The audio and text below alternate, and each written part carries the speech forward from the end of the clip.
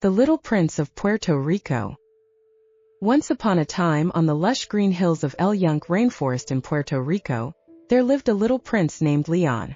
He wasn't a prince in a castle, but rather the son of the village leader in a quiet mountain town called Canabancito.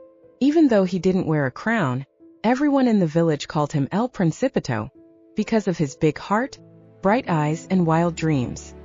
Every morning, Leon would wake up to the song of the coqui frogs, and the scent of pan sabeo baking in his grandmother's kitchen.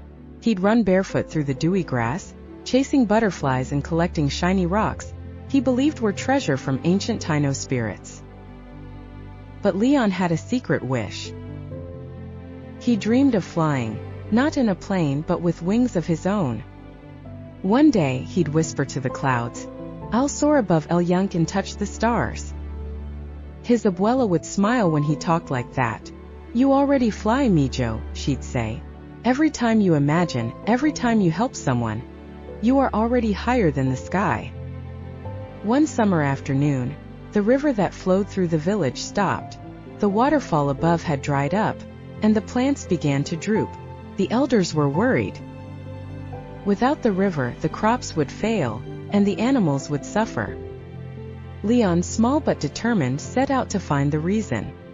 He climbed the hills and crossed fallen logs, deeper into El Yunque than he had ever gone before.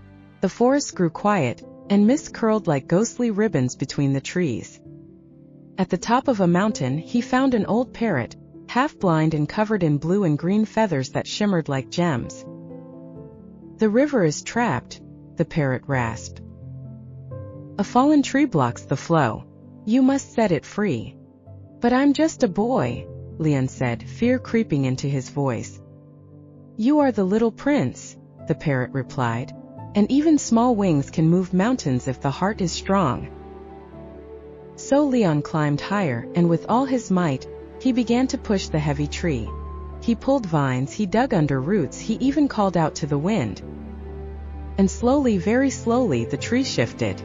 With a great rush, the water burst forth, tumbling down the rocks, singing through the forest again. Leon laughed, soaked and muddy, as the forest came alive with birdsong and the croak of coqui. He ran home, heart pounding with joy. That night, the village celebrated. His abuela gave him a crown of hibiscus flowers, and everyone called him their Rey del Rio, King of the River. But Leon just smiled and looked up at the stars. He still dreamed of flying, and in his dreams he always did. The end.